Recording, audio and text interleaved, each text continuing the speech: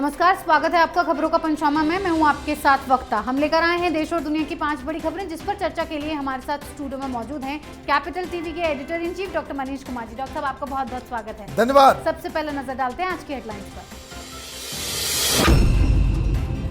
मौलाना तौकीर रजा कांग्रेस में शामिल, अखिलेश और बीजेपी को बताया मुसलमानों के लिए खराब, बीजेपी ने कसा तंज। पंजाब में ईडी के एक्शन से कांग्रेस में खलबली, गैर कानूनी सैंड माइनिंग मामले में सीएम चन्नी के रिश्तेदारों के ठिकानों पर रेड, 2 लोग गिरफ्तार। पंजाब में केजरीवाल ने भगवंत मान को किया आपका सीएम चेहरा घोषित, बोले मान को 93% वोट मिले तो कांग्रेस प्रधान सिद्धू को सिर्फ 3% लोगों ने चुना। महाराष्ट्र के पूर्व गृह मंत्री देशमुख की फिर बड़ी मुश्किलें, डिफॉल्ट जमानत याचिका कोर्ट ने की खारिज, लगे हैं भ्रष्टाचार के आरोप। भारत के खिलाफ पाकिस्तान की नई साजिश, चीन से खरीदे हाईटेक ड्रोन, लश्कर और जैश के आतंकियों को कराया मुहैया।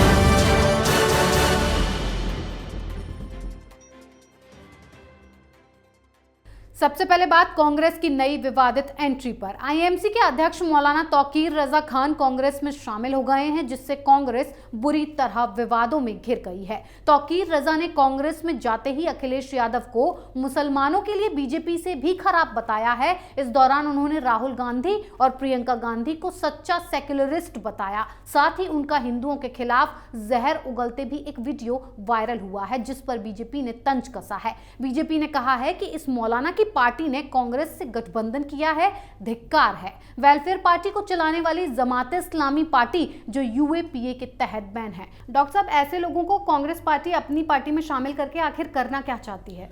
देखिए, कांग्रेस पार्टी बिल्कुल ही उस राह पे चल पड़ी है जिस तरीके से कभी वामपंथी चला करते थे। आप देखिए, राहुल गांधी एक तरफ हिंदुओं को गाली देने का काम, पीठ में छुरा मोन भोंकने वाले जो हिंदूवादी होते हैं, इस तरह का बयान।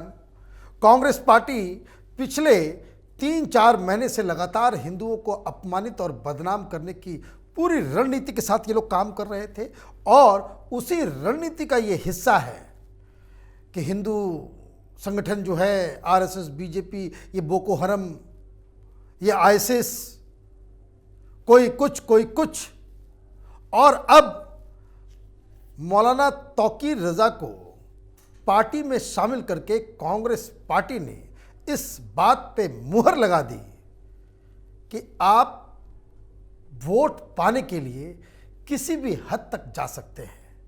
कम से कम राहुल गांधी को, जो अपने आप को जनेऊधारी हिंदू बताते हैं, प्रियंका वाड्रा जो अपने आप को हिंदू बताती हैं, कम से कम उस भाषण को सुन लिया होता जो तौकीर रजा ने हाल फिलहाल में दिया कि अगर मुस्लिम युवा खड़े हो जाएंगे तो हिंदुओं को छुपने का जगह नहीं मिलेगा। ओपन चैलेंज दिया जा रहा था गृह युद्ध के लिए। और इस तरह के विष फैलाने वाले मौलानाओं को अगर कोई पार्टी अपने में शामिल करवाती है तो ये अनजाने में नहीं होता, ये एक बाकायदा पूरी तरीके से प्लानिंग के तहत की जाती है। और यूपी में चूंकि मुसलमान ज़्यादातर समाजवादी पार्टी के साथ है, तो आपने इस जहरीले मौलाना को अपनी पार्टी में लेकर मुसलमानों की भावनाओं को भड़काने और वोट बैंक की राजनीति को मजबूत करने के लिए आपने एक दांव खेला है।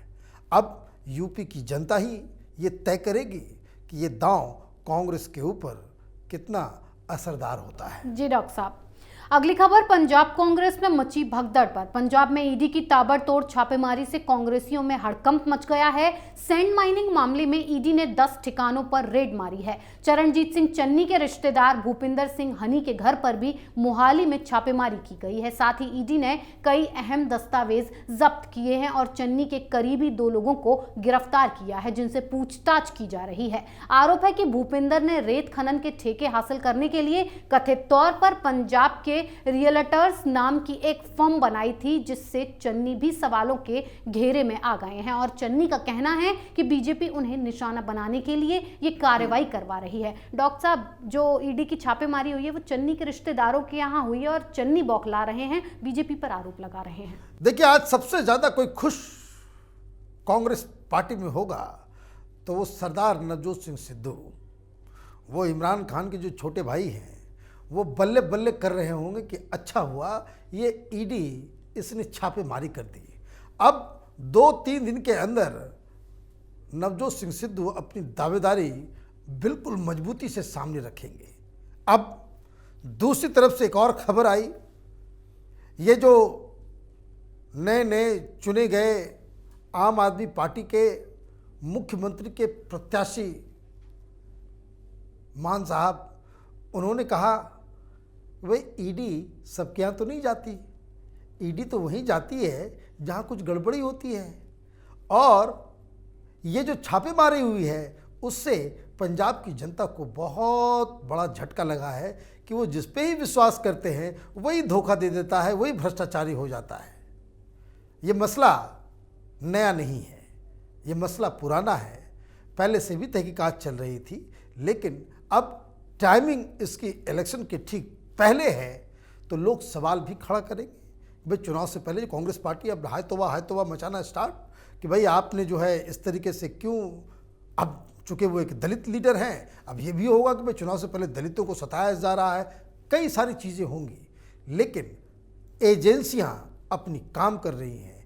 अगर चन्नी के रिश्तेदारों ने कोई गड़बड़ी नहीं की है तो वो बच जाएंगे, और अगर कहीं गड़बड़ी की है तो उनको उसकी सज़ा भी मिलेगी।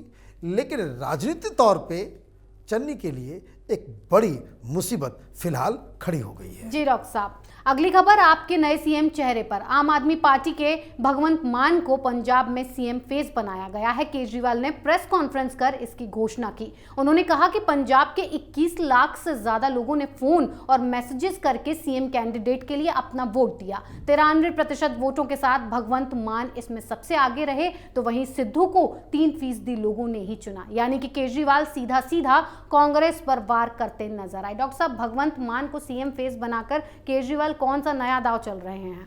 देखिए, मैं बार बार कहता हूं केजरीवाल राजनीति का नटवर लाल है जी।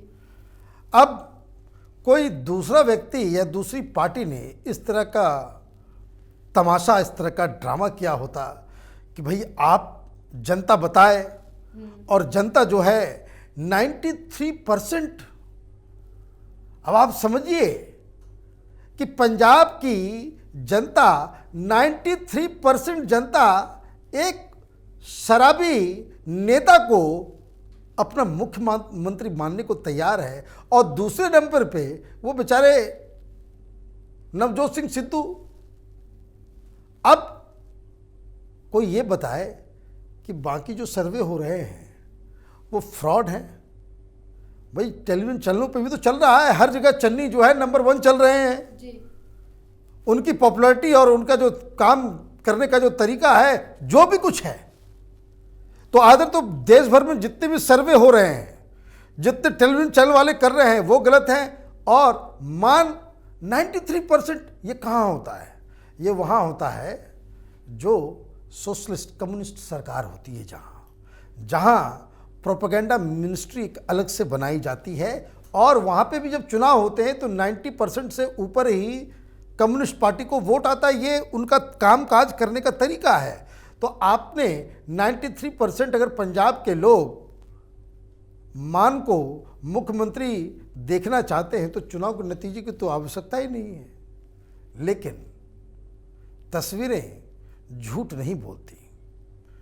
यह आदमी सोचता कुछ है, बोलता कुछ है और करता कुछ है। ये नटवर लाल की राजनीति का सबसे अहम पहलू है।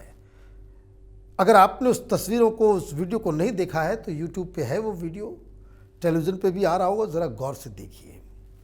जिस हिसाब से केजरीवाल घोषणा करने के बाद गले मिलते हैं, ये बेचारा कॉमेडियन वो भाव विवल हो जाता है, उसके आंख से आंसू गिर रहे होते हैं। गला लगते ही केजरीवाल जिस अंदाज से, जिस नाराज़गी से, जिस बॉडी लैंग्वेज के साथ वो आगे निकल जाता है, वो बता रहा है कि इसके दिमाग में कोई और शातिराना प्लान है। जी डॉक्टर साहब, अगली खबर वसूली गैंग के आका पर। जेल की हवा खा रहे महाराष्ट्र के पूर्व गृह मंत्री अनिल देशमुख की मुश्किलें लगातार बढ़ती जा रही हैं। इस बार देशमुख की डिफॉल्ट जमानत याचिका को विशेष पीएमएलए कोर्ट ने खारिज कर दिया है। ये याचिका परमबीर सिंह की ओर से देशमुख के खिलाफ लगाए गए भ्रष्टाचार के आरोपों के संबंध में थी। दरअसल अनिल देशमुख की इस याचिका को खारिज करने की वजह ईडी बताई जा रही है, क्योंकि ईडी ने अदालत में विरोध करते हुए कहा था कि अदालत ने मनी लॉन्ड्रिंग मामले में उनके खिलाफ चार्जशीट का संज्ञान नहीं लिया है,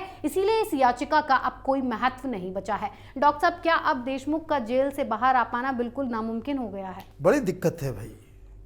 अर्थर रोड जेल में उनको बहुत दिक्कतें हो रही हैं। जो खबरें आ रही थी कि उनकी कमर में भी दर्द हो रहा है, घर से गद्दे वद्दे भी मंगवाए गए हैं कि भाई बेचारे को।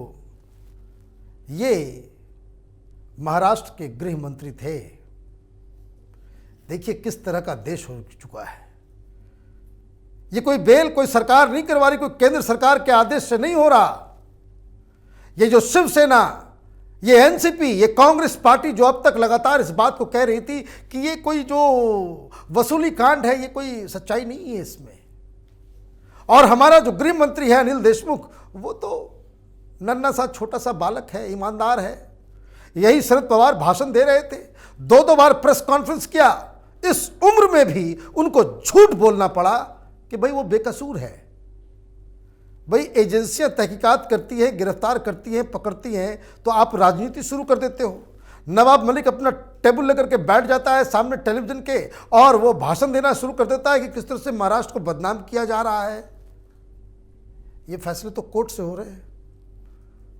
जजेस कह रहे हैं कि भाई नहीं, बेल नहीं दी जा सकती, इसको खारिज कर दिया जाए।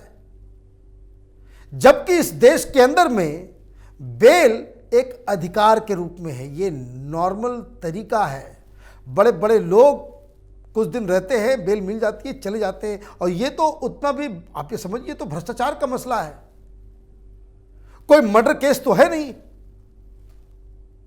लेकिन फिर भी कोर्ट से रिजेक्शन हो रहा है।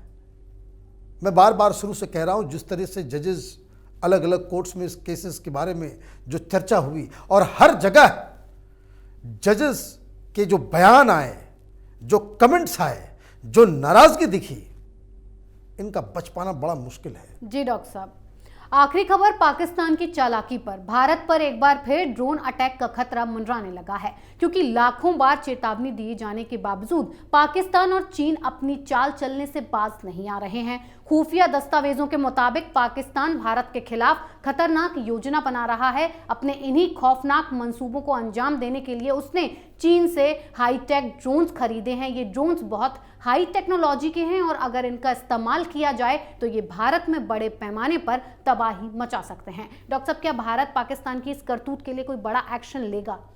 देखिए, ये तो दो देशों के बीच की कहानी है। पाकिस्तान और चीन ये दोनों ही हिंदुस्तान के दुश्मन मुल्क हैं और ये हमेशा हिंदुस्तान के जो सोशल डिस्कंटेंट है उसको वो इस्तेमाल करना चाहते हैं। अब खबरों में मैं देख रहा था कि ये खबर आई है कि कुछ ड्रोन्स जो है वो चाइनीज ड्रोन्स पाकिस्तान को दिए गए हैं। पाकिस्तान की सेना ने फिर इसे आतंकवादी संगठनों को देना शुरू कर दिया है और निशाना अखबारों के मुताबिक बताया जा रहा है कि भाई कश्मीर, लश्कर तौबा और अलग अलग टेररिस्ट ऑर्गेनाइजेशंस को दे करके ये बड़े ही खतरनाक वेपन की तरह इस्तेमाल हो सकता है। लेकिन हमने कुछ एक्सपर्ट से भी हमने बातचीत की तो पता चला कि ये निशाना जो पाकिस्तान का जो है वो पंजाब है। पंजाब में चुनाव हो रहे हैं। अभी दिल्ली के गाजीपुर में आईडी मिली, विस्फोटक मिले। अब एनआईए की तरफ से बताया जा रहा है कि 26 जनवरी को दहशत फैलाने की प्लानिंग थी और इसलिए कई सारे स्लीपर सेल्स जो है वो एक्टिव हो गए हैं। उधर से खालिस्तानी पन्नू वो 26 जनवरी को दिल्ली के अंदर किस तरह से बवाल मचाना है उसके लिए वो वीडियो बना रहा है, इनाम घोषित कर रहा है, धमकियां दे रहा है। जजेस को भी धमकी मिल रही है, सुप्रीम कोर्ट के वकीलों को भी धमकी मिल रही है और ये किसान आंदोलन वाले 2 दिन पहले इस दिल्ली के बॉर्डर पे इन्होंने बैठक की थी और ये लोग भी कह रहे हैं कि भाई 26 जनवरी को फिर से हम ट्रैक्टर मार्च लेकर के जाएंगे। अब आप इस सर्किल को जोड़िए। हाय दिन जब तक वहाँ पे पिछले 5-4 सालों में सैकड़ों की संख्या में ड्रोन पकड़े गए हैं पाकिस्तान से, जो हिंदुस्तान में नशा और विस्फोटक सप्लाई करने में उनका इस्तेमाल हो रहा है। और इसलिए सरकार ने 50 किलोमीटर तक बीएसएफ के रेंज को बढ़ाया। तो ये जितने भी लोग विरोध करने वाले हैं उनके चेहरे को भी पहचानिए। उनको ये समझ में नहीं आ रहा है कि हिंदुस्तान के खिलाफ किस तरह की साजिशें रची जा रही है और ये लोग पाकिस्तान के पॉइंट ऑफ व्यू को, चाइनीज पॉइंट ऑफ व्यू को समर्थन देकर हिंदुस्तान के जो नक्सली हैं, ये जो टुकड़े टुकड़े गैंग हैं, ये जो हमें चाहिए आज़ादी मांगने वाले लोग हैं, ये किस तरह से मिले हुए हैं। तो खतरा सिर्फ ड्रोन का नहीं है, खतरा सिर्फ चीन और पाकिस्तान का नहीं है, खतरा उन जयचंदों से ज़्यादा है, उन मीर जाफरों से ज़्यादा है जो हिंदुस्तान में रह के पाकिस्तान और चाइनीज साजिशों को अंजाम देने में जुटे हुए हैं। जी डॉक्टर साहब, इतनी सटीक और बेहतरीन जानकारी के लिए बहुत बहुत धन्यवाद। धन्यवाद। खबरों का पंचनामा में आज के लिए इतना ही। देश विदेश की बाकी खबरों और उनके सटीक एनालिसिस के लिए देखते रहिए कैपिटल टीवी में। लाइक कीजिए, शेयर कीजिए और कैपिटल टीवी को सब्सक्राइब कीजिए। नमस्कार।